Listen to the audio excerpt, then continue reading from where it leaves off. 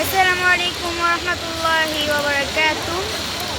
আমরা এসে পড়লাম মক্কাতে। তো আপনাদের আলহামদুলিল্লাহ আপনাদের আজকে এখন মক্কাটা দেখাবো। দেখি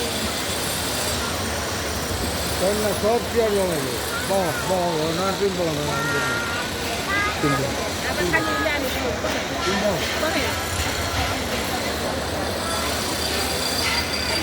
তুমি বলছো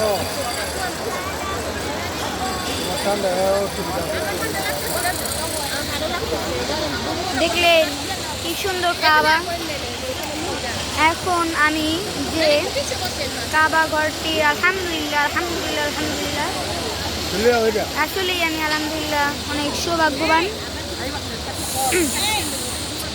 আমি কাবা ঘরের গিলাফ ধরতে পেরেছি এবং আমি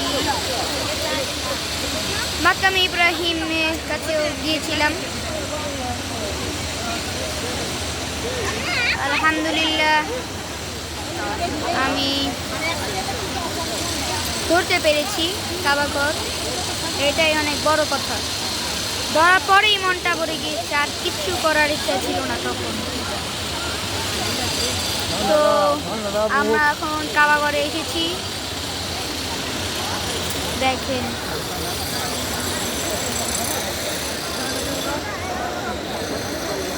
এই যে জমজম ক্লক টাওয়ার।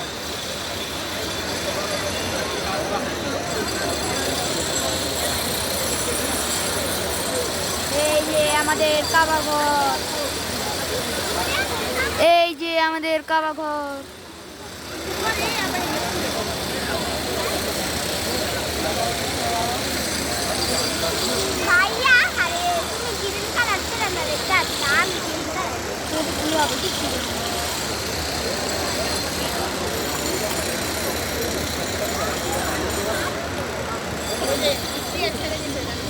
দেখলেন কি সুন্দর কাবা ঘর। বেশিরভাগই সৌভাগ্য হয় না। আলহামদুলিল্লাহ আমরা আসতে পেরেছি এবং কাবা ঘর ধরতে পেরেছি। আলহামদুলিল্লাহ আল্লাহর কাছে অনেক অনেক লাখ কোটি লক্ষ লক্ষ লক্ষ কোটি কোটি শুকরিয়া। আল্লাহ আমাদের কাবা ঘরে আনার তৌফিক দান করেছে, কাবা ঘরে আনার তৌফিক দান করেছে।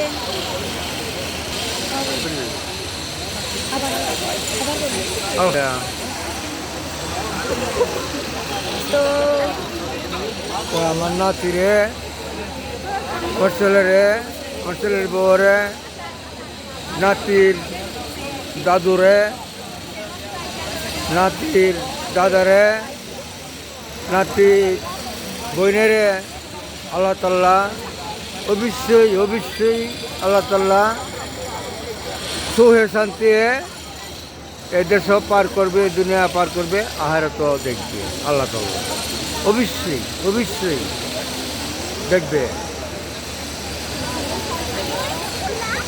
এখন কত লোকরা যে তুমি এখন কাবার ঘর ধরতে পারছো, আল্লাহর কাছে কত শুকরিয়া। আমি হইনা খুব খুশি হয়েছি আব্বুর সাথে গিয়া কাবার ঘর ধরতে পারছো, ঠিক আছে।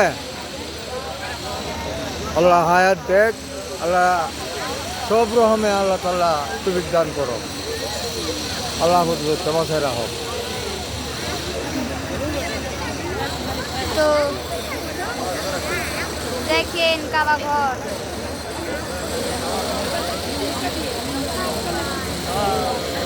তারপর অনেক মানুষ পুরা পৃথিবী থেকে মানুষ আছে এই কাবা ঘরে আবেগে। কত ইতিহাস আছে। ইব্রাহিম আলাইহিস সালাম, আমাদের নবীজি মুহাম্মদ সাল্লাল্লাহু আলাইহি ওয়াসাল্লাম, আর অনেক সব নবীর হাত আছে এই কাবা ঘরে। আমি এই কাবা ঘরে আলহামদুলিল্লাহ হাত দিতে পেরেছি। আল্লাহর কাছে অনেক অনেক শুকরিয়া। যতই শুকরিয়া অতই কম।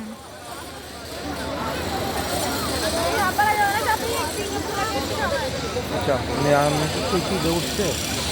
তো আমাদের ভিডিও এত পর্যন্তই। আসসালামু আলাইকুম ওয়া রাহমাতুল্লাহি ওয়া বারাকাতুহু।